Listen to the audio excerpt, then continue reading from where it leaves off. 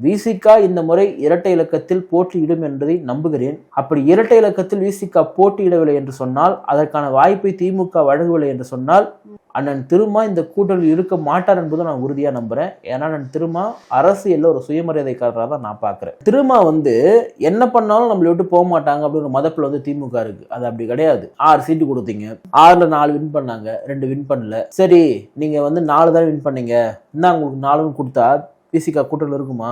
அந்த அளவுக்கு அண்ணன் திருமா சுயமரியாதை எல்லாம் இருப்பார் நினைக்கிறேன். நீங்க இந்த திமுக சீட்டை குறைச்சு கொடுத்தா நிச்சயமா அண்ணன் திருமா இந்த கூட்டத்தில் இருக்க மாட்டாரு. நோட்டு வேண்டும் என்றால் திமுக கிட்டையும் காங்கிரஸ் கிட்டையும் அதிகமா இருக்கலாம். அந்த மக்கள் செல்வாக்கு கிடையாது.